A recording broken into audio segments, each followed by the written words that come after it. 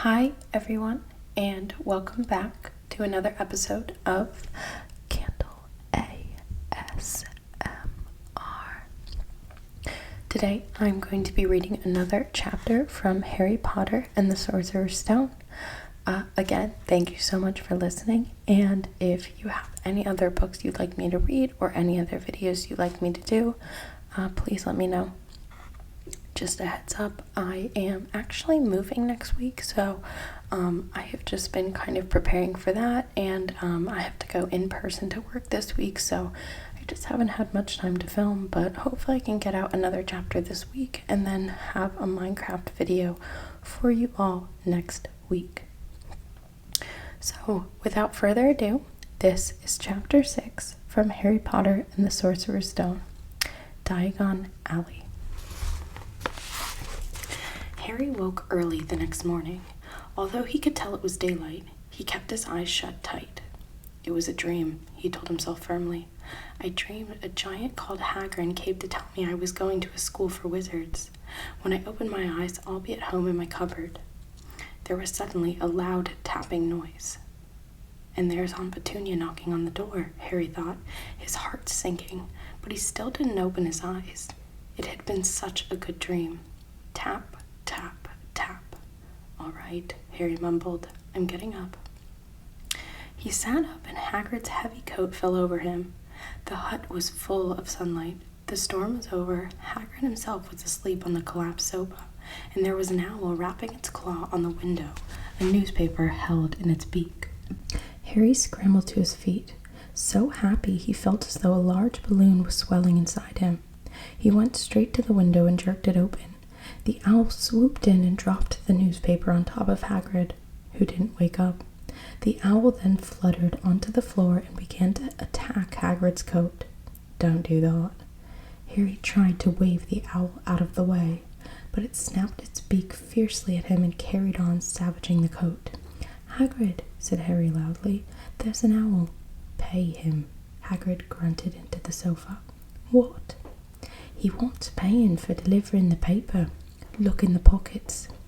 Hagrid's coat seemed to be made of nothing but pockets. Bunches of keys, slug pellets, balls of string, peppermint humbugs, tea bags. Finally, Harry pulled out a handful of strange-looking coins. Give him 5 nuts, said Hagrid sleepily. Nuts? The little bronze ones. Harry counted out 5 little bronze coins, and the owl had out his legs so that Harry could put the money into a small leather pouch tied to it. He then flew off through the open window. Hagrid yawned loudly, sat up, and stretched. Best be off, Harry. Lots to do today. Lots to get up to London and buy all your stuff for school. Harry was turning over the wizard's coins and looking at them. He had just thought of something that made him feel as though the happy balloon inside him had got a puncture. Hagrid? Said Hagrid, who was pulling on his large boots. I haven't got any money. And you heard Uncle Vernon last night. He won't pay for me to go and learn magic. Don't worry about that, said Hagrid, standing up and scratching his head. Do you think your parents didn't leave you anything? But if their house was destroyed, they didn't keep their gold in the house, boy. Nah, first stop for us is Gringotts. Wizard's Bank. Have a sausage. They're not bad cold. And I wouldn't say no to your birthday cake neither. Wizards have banks. Just the one. Gringotts, run by goblins. Harry dropped the bit of sausage he was holding. Goblins? Yeah, so you'd be mad to try and rob it. I'll tell you that. Never mess with goblins, Harry. Gringotts is the safest place in the world for anything you want to keep safe. Except maybe Hogwarts. As a matter of fact, I got to visit Gringotts anyway. For Dumbledore. Hogwarts business. Hagrid drew himself up proudly. He usually gets me to do important stuff for him. Fetching you. Getting things from Gringotts. Knows he can trust me, see? Got everything. Come on then. Harry followed Hagrid out onto the rock. The sky was quite clear now and the sea gleamed in the sunlight. The boat Uncle Vernon had hired was still there, with a lot of water in the bottom after the storm. How did you get here? Harry asked, looking around for another boat.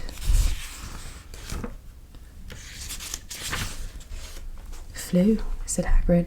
Flu? Yeah, but we'll go back on this. You're not supposed to use magic now, got you? They settled down in the boat.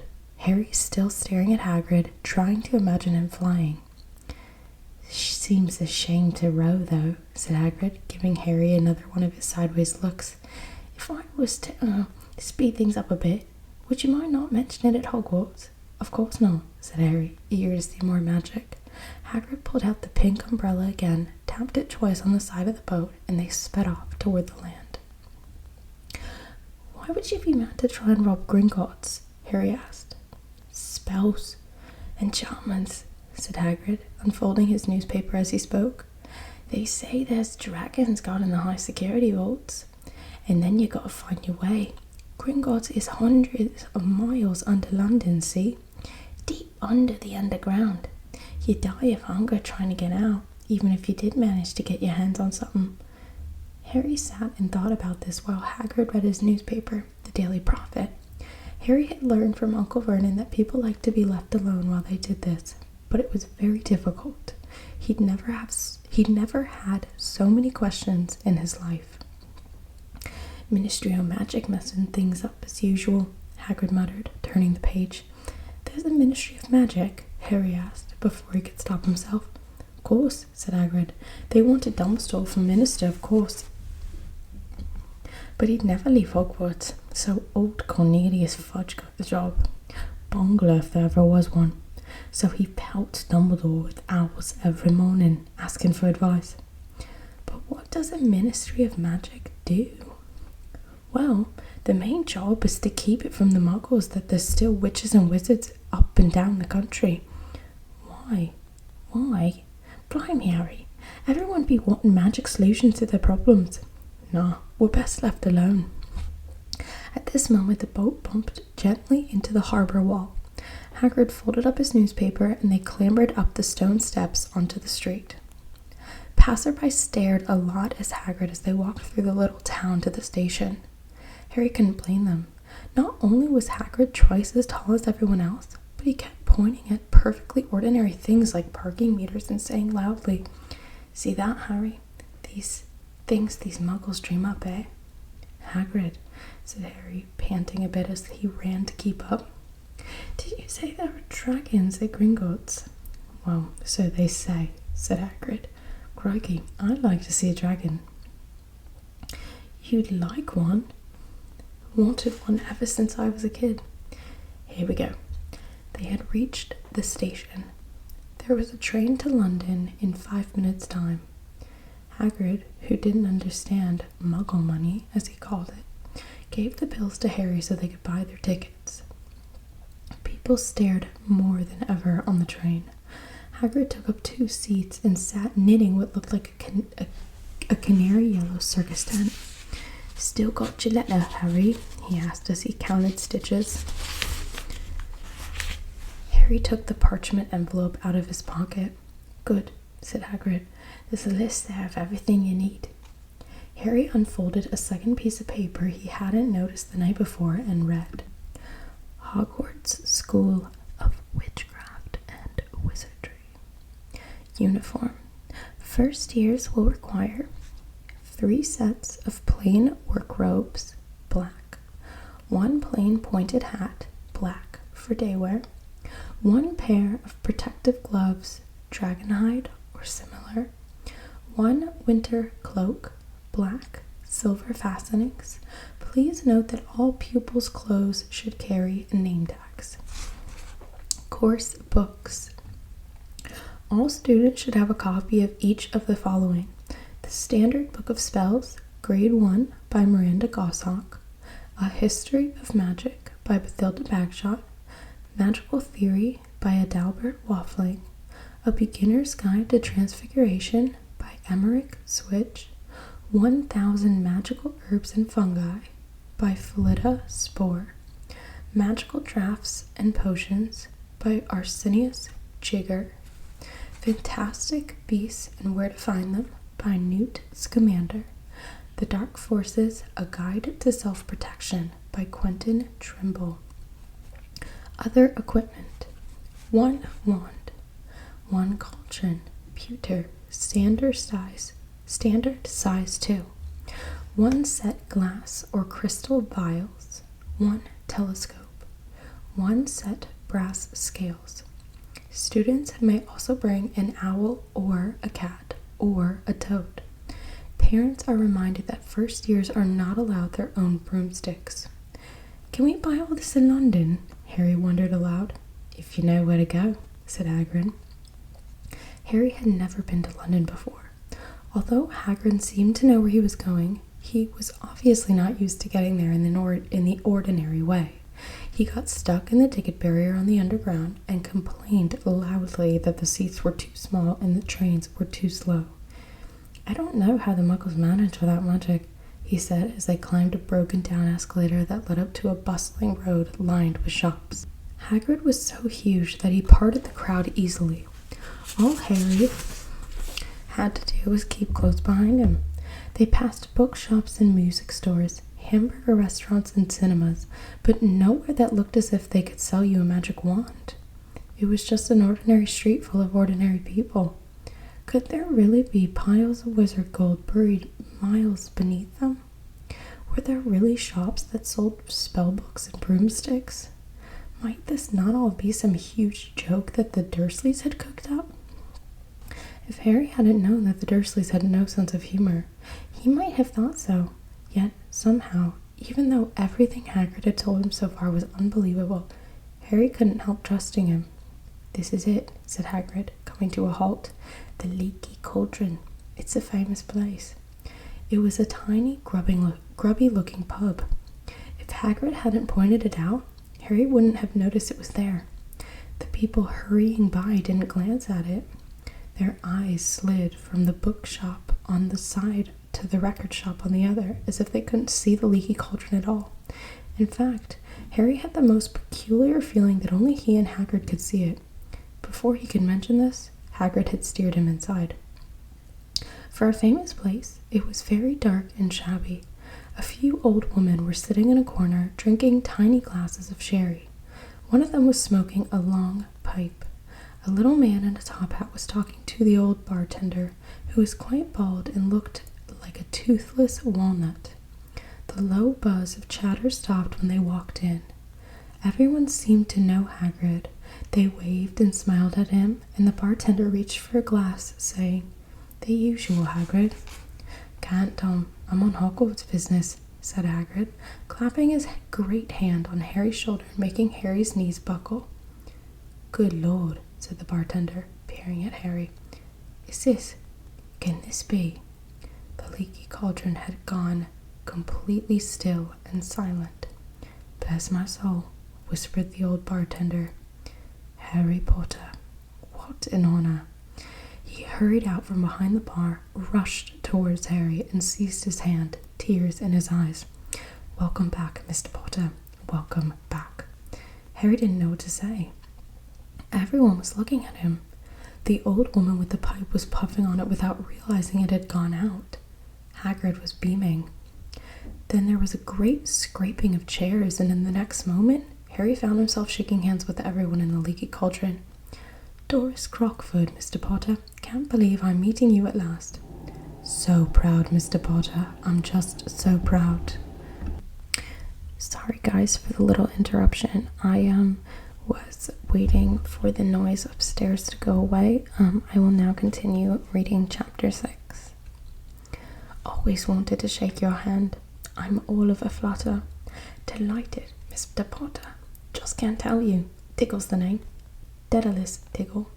"I've seen you before," said Harry, as Daedalus Diggle's top hat fell off in excitement. "You've bowed to me once in a shop." "He remembers," cried Daedalus Diggle, looking around at everyone. "Did you hear that? He remembers me." Harry shook hands again and again. Doris Crockford kept coming back for more. A pale young man made his way forward, very nervously. One of his eyes was twitching. "Professor Quirrell," said Hagrid. "Harry, Professor Quirrell will be one of your teachers at Hogwarts." Potter, stammered Professor Quirrell, grasping Harry's hand. "Can't tell you how pleased I am to meet you." "What sort of magic do you teach, Professor Quirrell?" defense against the dark arts, muttered Professor Quirrell, as though he'd rather not think about it. Not that you need it, eh, Potter? He laughed nervously. You'll be getting all your equipment, I suppose. I've got to pick up a new book on vampires myself. He looked terrified at the very thought. But the others wouldn't let Professor Quirrell keep Harry to himself. It took almost 10 minutes to get away from them all. At last, Hagrid managed to make himself heard over the babble. Must get on, lots to buy. Come on, Harry.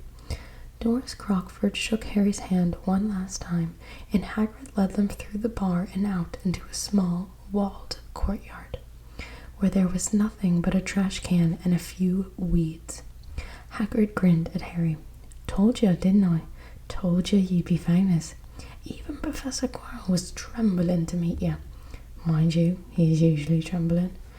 Is he always that nervous? Oh yeah, poor bloke. Brilliant mind. He was fine while he was studying out of your books, but then he took a year off to get some first-hand experience. They say he met vampires in the Black Forest, and there was a nasty bit of trouble with a hag. Never been the same since. Scared of the students, scared of his own subject. Now, where's me umbrella? Vampires, hags. Harry's head was spinning. Hagrid, meanwhile, was counting bricks in the wall above the trash can. 3 up, 2 across, he muttered. Right, stand back, Harry. He tapped the wall 3 times with the point of his umbrella. The brick he touched quivered. It wriggled. In the middle, a small hole appeared. It grew wider and wider. A second later, they were facing an archway large enough for even Hagrid. An archway onto a cobbled street that twisted and turned out of sight. Welcome, said Hagrid, to Diagon Alley. He grinned at Harry's amazement. They stepped through the archway. Harry quickly looked over his shoulder and saw the archway shrink instantly back into a solid wall. The sun shone brightly on a stack of cauldrons outside the nearest shop. Cauldrons, all sizes, copper, brass, pewter, silver, self-stirring, collapsible, said a sign hanging over them. Yeah, you'll be needing one, said Hagrid, but we gotta get your money first. Harry wished he had about 8 more eyes. He turned his head in every direction as they walked up the street, trying to look at everything at once. The shops, the things outside them, the people doing the shopping. A plump woman outside an apothecary was shaking her head as they passed, saying, Dragon liver, 17 sickles an ounce. They're mad. A low, soft hooting came from a dark shop with a sign saying Ilops Owl Emporium. Tawny, Screech, Barn, Brown, and Snowy. Several boys about Harry's age had their nose pressed against the window with broomsticks in it. Look, Harry saw one of them say, the new Nimbus 2000, fast as ever. There were shops selling ropes, shops selling telescopes, and strange silver instruments Harry had never seen before. Windows stacked with barrels of bat spleens and eel eyes. Tottering piles of spellbooks, quills, and rolls of parchment, potion bottles, globes of the moon. Gringotts, said Hagrid. They had reached a snowy white building that towered over the other little shops. Standing beside its burnished bronze doors, wearing a uniform of scarlet and gold, was, yeah, that's a goblin, said Hagrid quietly as they walked up the white stone steps toward him. The goblin was about a head shorter than Harry. He had a swarthy, clever face and a pointed beard and, Harry noticed, very long fingers and feet. He bowed as they walked inside. Now they were facing a second pair of doors, silver this time, with words engraved upon them. Enter, stranger, but take heed of what awaits in the sin of greed. For those who take but do not earn must pay most dearly in their turn. If you seek beneath our floors a treasure that was never yours, thief, you have been warned, beware of finding more than treasure there. Like I said, you'd be mad to try and rob it, said Hagrid. A pair of goblins bowed them through the silver doors, and then they were in a vast marble hall. About 100 more goblins were sitting on the high stools behind a long counter, scribbling in large letters, weighing coins in brass scales, examining precious stones through eyeglasses. There were too many doors to count leading off the hall, and yet more goblins were showing people in and out of these. Hagrid and Harry made for the counter. "Morning," said Hagrid to a free goblin. "We've come to take some money out of Mr. Harry Potter's safe." "You have a key, sir?" "Got it here somewhere," said Hagrid, and he started emptying his pockets onto the counter, scattering a handful of moldy dog biscuits over the goblin's book of numbers. The goblin wrinkled his nose. Harry watched the goblin on their right, weighing a pile of rubies as big as glowing coals. "Got it," said Hagrid at last, holding up a tiny golden key.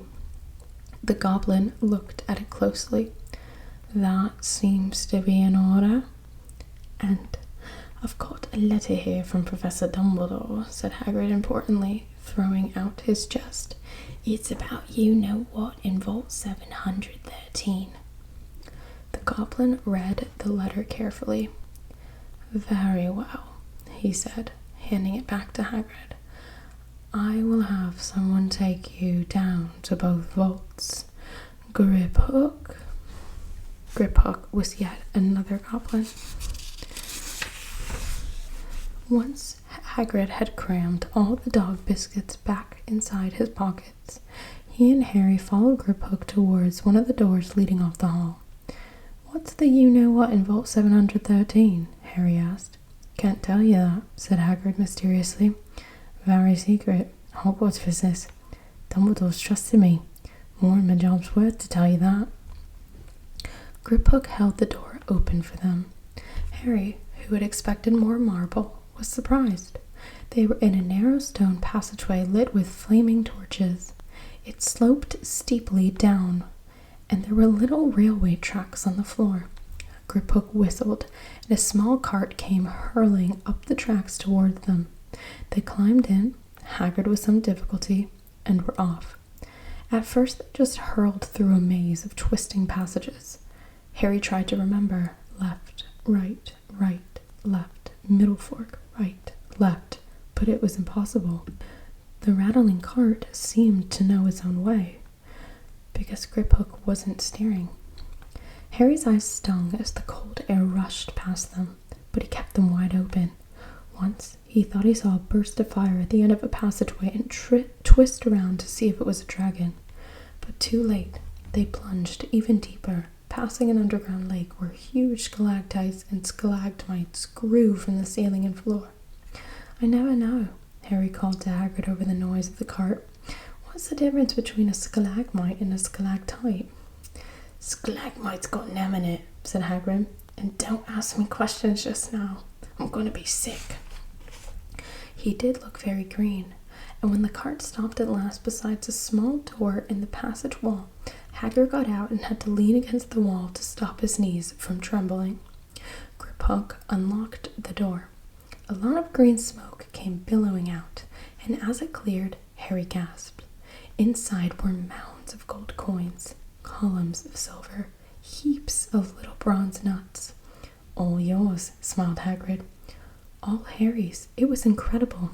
The Dursleys couldn't have known about this or they'd have had it from him faster than blinking." How often had they complained how much Harry cost them to keep? And all this time there had been a small fortune belonging to him, buried deep under London.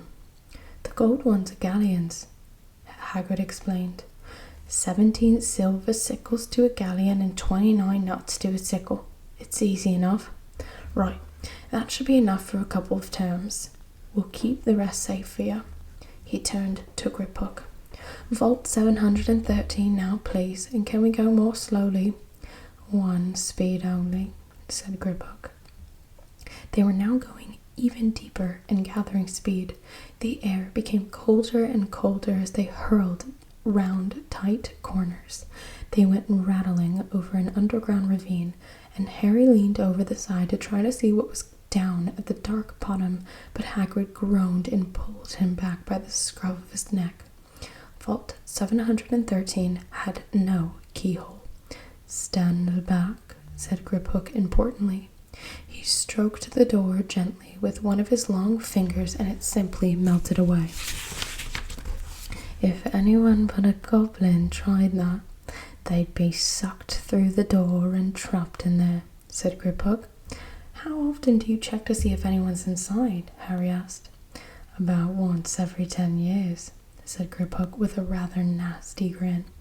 Something really extraordinary had to be inside this top-secret security vault, Harry was sure, and he leaned forward eagerly, expecting to see fabulous jewels at the very least. But at first he thought it was empty. Then he noticed a grubby little package wrapped up in brown paper lying on the floor. Hagrid picked it up and tucked it deep inside his coat. Harry longed to know what it was, but knew better than to ask. "Come on, back in this infernal cart, and don't talk to me on the way back. It's best I keep my mouth shut," said Hagrid. One wild cart ride later, they stood blinking in the sunlight outside Gringotts. Harry didn't know where to run first now that he had a bag full of money.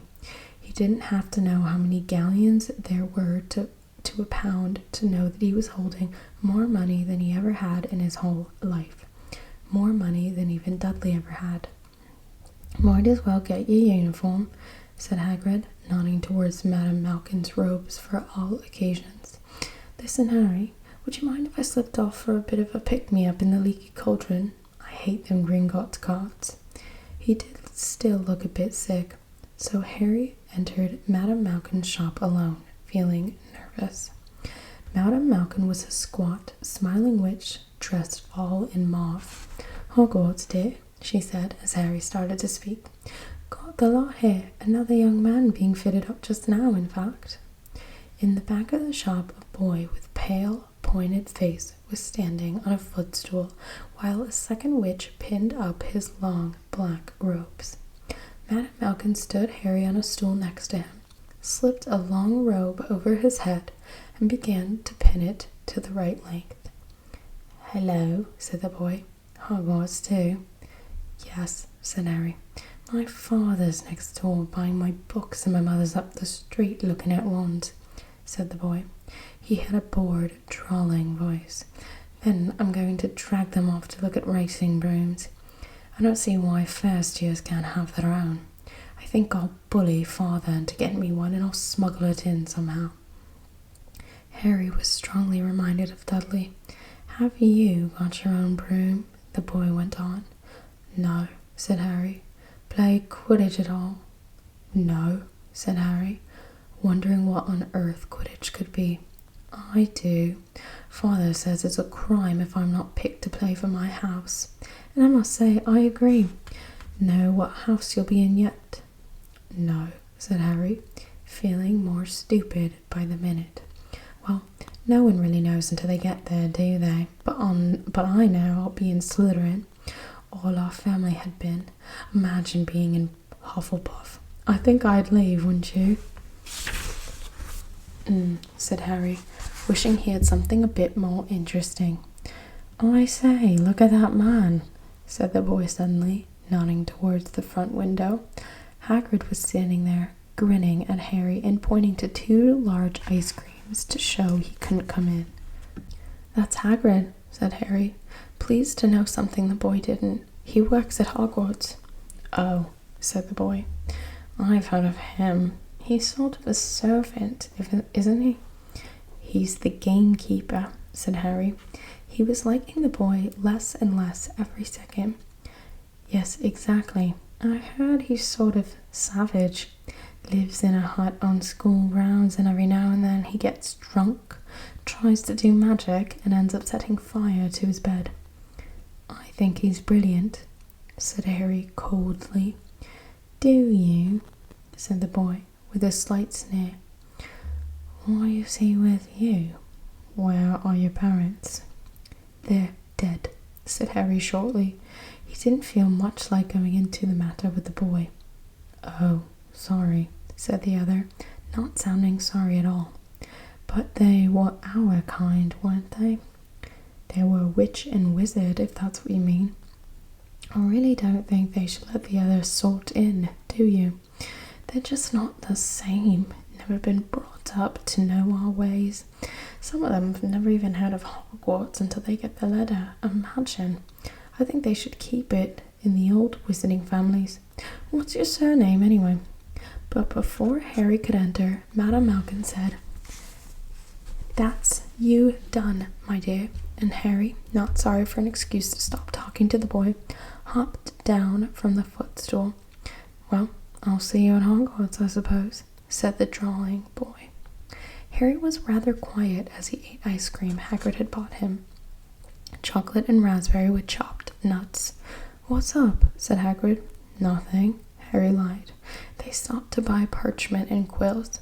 Harry cheered up a bit when he found a bottle of ink that changed color as you wrote. When they had left the shop, he said, Hagrid, what's Quidditch?" "Blimey, Harry, I keep forgetting how little you know. Not knowing about Quidditch." "Don't make me feel worse," said Harry. He told Hagrid about the pale boy in Madame Malkin's. "And he said people from Muggle families shouldn't even be allowed in." "You're not from a Muggle family. If he'd known who you were."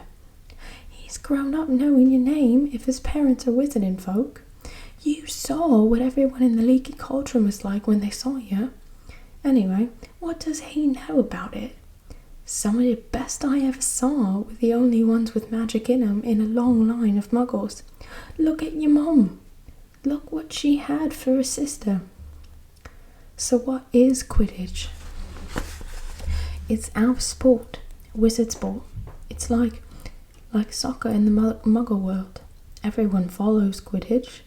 Played up in the air on broomsticks, and there's 4 balls. Sort of hard to explain the rules." "And what about Slytherin and Hufflepuff?" "Schoolhouses. There's 4. Everyone says Hufflepuff are a lot of duffers, but I bet I'm in Hufflepuff," said Harry gloomily. "Better Hufflepuff than Slytherin," said Hagrid darkly. "There's not a single witch or wizard who went bad who wasn't in Slytherin. You know who was one. You know who was at Hogwarts years and years ago," said Hagrid. They bought Harry's schoolbooks in a shop called Flourish and Bots, where the shelves were stacked to the ceiling with books as large as paving stones bound in leather, books the size of postage stamps in covers of silk, books full of peculiar symbols, and a few books with nothing in them at all. Even Dudley, who had never read anything, would have been wild to get his hands on some of these. Hagrid almost had to drag Harry away from curses and counter-curses, bewitch your friends and befuddle your enemies with the latest revenges, hair loss, jelly legs, tongue-tying, and much, much more, by Professor Vindictus Viridian. "I was just trying to find out how to curse Dudley. I'm not saying that's not a good idea, but you're not to use magic in the Muggle world except in very special circumstances," said Hagrid. "And anyway, you couldn't work on any of them curses yet. You'll need a lot more to study before you get to that level." Hagrid wouldn't let Harry buy a solid gold cauldron either. It says pewter on your list. But they got a nice set of scales for weighing potion ingredients and a collapsible brass telescope. They then visited the apothecary, which was fascinating enough to make up for its horrible smell, a mixture of bad eggs and rotted cabbages. Barrels of slimy stuff stood on the floor. Jars of herbs, dried roots, and bright powders lined the walls. Bundles of feathers, strings of fangs, and snarled claws hung up from the ceiling. While Hagrid asked the man behind the counter for a supply of some basic potion ingredients for Harry, Harry himself examined silver unicorn horns at 21 galleons each and a minuscule glittery black beetle eyes, 5 nuts a scoop. Outside the apothecary, Hagrid checked Harry's list again. "Just you one left. Oh yeah, and I still haven't got you a birthday gift." Harry felt himself go red. "You don't have to." "I know I don't have to. Tell you what, I'll get you an animal. Not a toad. Toads went out of fashion years ago. he'd be laughed at. And I don't like cats, they make me sneeze. I'll get you an owl. All the kids want owls. They're dead useful, carry your mail and everything. 20 minutes later, they left Ilop's Owl Emporium, which had been dark and full of rustling and flickering, jewel-bright eyes. Harry now carried a large cage that held a beautiful snowy owl, fast asleep with her head under her wing. He couldn't stop stammering his thanks, sounding just like Professor Quirrell. Don't mention it, said Hagrid gruffly. Don't expect you've had a lot of presents from the Dursleys.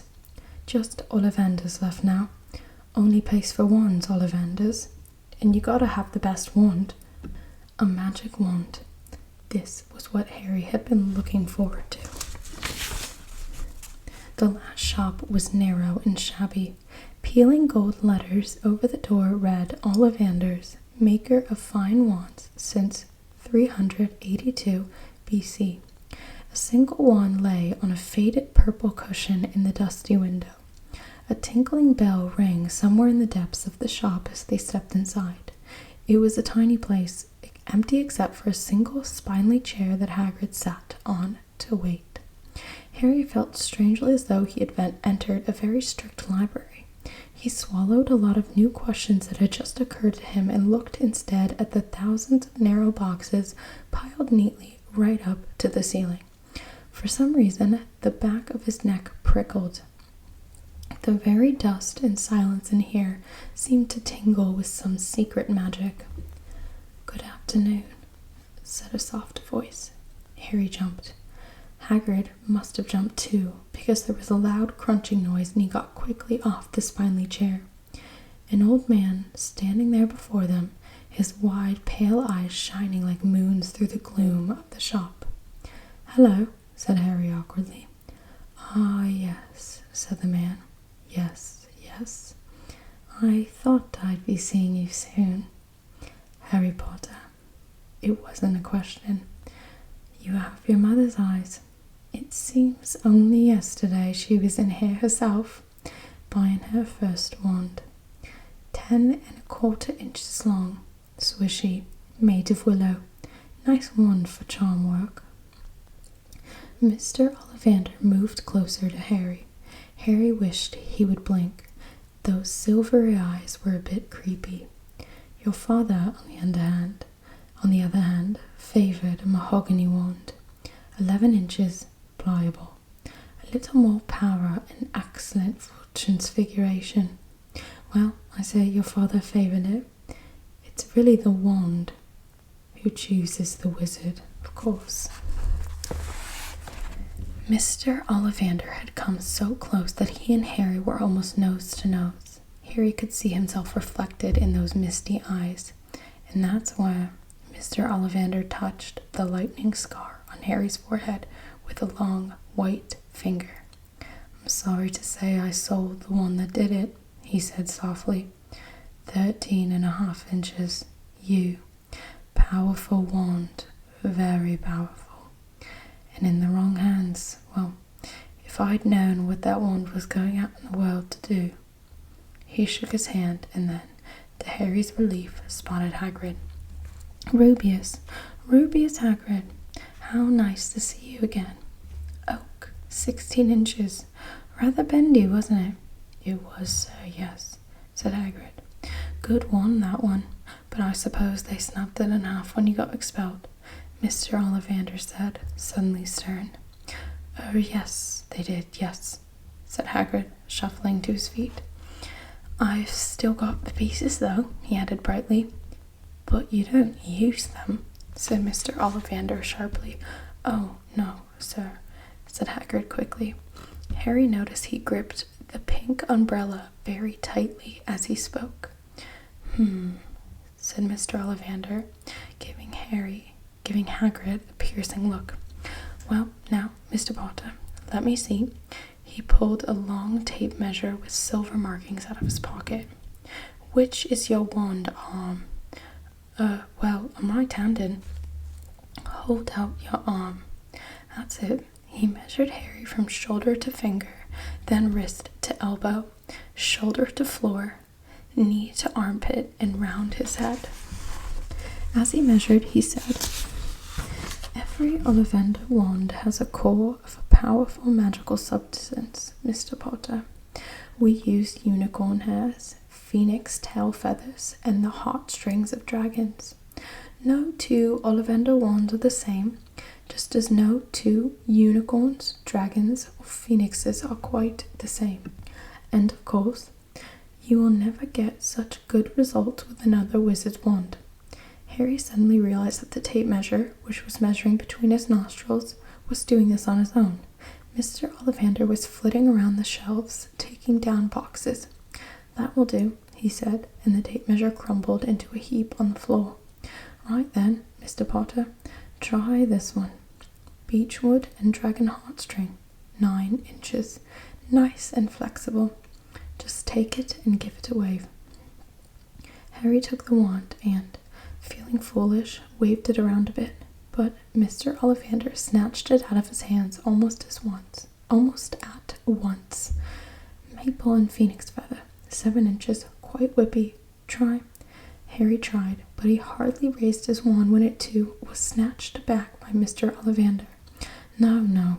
Here, ebony and unicorn hair, 8.5 inches, springy. Go on, try it out." Harry tried and tried. He had no idea what Mr. Ollivander was waiting for. The pile of tried wands was mounting higher and higher on the spindly chair. But the more wands Mr. Ollivander pulled from the shelves, the happier he seemed to become. "Tricky customer, eh? Not to worry, we'll find the perfect match here somewhere. I wonder now. Yes, why not? Unusual combination. Holly and phoenix feather, 11 inches, nice and supple." Harry took the wand. He felt a sudden warmth in his fingers. He raised the wand above his head, brought it down swishing through the dusty air, and a stream of red and gold sparks shot from the end like a firework, throwing dancing spots of light onto the walls. Hagrid whooped and clapped, and Mr. Ollivander cried, "Oh, bravo! Yes, indeed. Oh, very good. Well. How curious. How very curious." He put Harry's wand back into its box and wrapped it in brown paper, still muttering, Curious. "Sorry," said Harry, "but what's curious?" Mr. Ollivander fixed Harry with a pale stare. "I remember every wand I've ever sold, Mr. Potter. Every single wand. It just so happens that the phoenix whose tail feather is in your wand gave another feather. Just one other. It is very curious indeed that you should be destined for this wand when its brother gave you that scar." Harry swallowed. "Yes, 13.5 inches. Curious indeed how things happen. The wand chooses the wizard, remember. I think we must expect great things from you, Mr. Potter. After all, he who must not be named did great things. Terrible, yes, but great." Harry shivered. He wasn't sure he liked Mr. Ollivander too much. He paid 7 gold galleons for his wand, and Mr. Ollivander bowed them from his shop. The late afternoon sun hung low in the sky, as Harry and Hagrid made their way back to Diagon Alley, back through the wall, back through the leaky cauldron, now empty. Harry didn't speak at all when they walked down the road. He didn't notice how much people were gawking at them on the underground, laden as they were with all their funny-shaped packages, with the snowy owl asleep in its cage on Harry's lap. Up another escalator, out into Paddington Station.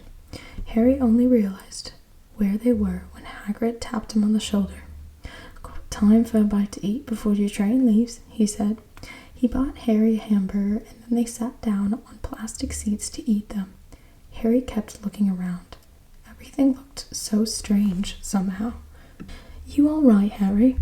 You're very quiet," said Hagrid. Harry wasn't sure he could explain. He'd just had the best birthday of his life, and yet he chewed his hamburger trying to find the words. "Everyone thinks I'm special," he said at last. "All those people in the leaky cauldron, Professor Quirrell, Mr. Ollivander. But I don't know anything about magic at all. How can they expect great things? I'm famous, and I can't even remember what I'm famous for. I don't know what happened the night my parents died." Hagrid leaned across the table. Behind the wild beard and eyebrows he wore a very kind smile. "Don't you worry, Harry. You'll learn fast enough. Everyone starts at the beginning at Hogwarts. You'll be just fine. Just be yourself. I know it's hard. You've been singled out, and that's always hard. But you'll have a great time at Hogwarts. I did. Still do. Matter of fact." Hagrid helped Harry on the train that would take him back to the Dursleys, then handed him an envelope. "Your ticket for Hogwarts," he said. "1st of September, King's Cross. It's all on your ticket. Any problems with the Dursleys, send me a letter with your owl. She'll know where to find me. See you soon, Harry." The train pulled out of the station. Harry wanted to watch Hagrid until he was out of sight. He rose in his seat and pressed his nose against the window, but he blinked and Hagrid was gone. That was the end of Harry Potter and the Sorcerer's Stone, Chapter 6, Diagon Alley. I hope you are either asleep or thoroughly relaxed. I want to thank you all again for watching this video, and I will be back with the next one soon. Have a good night.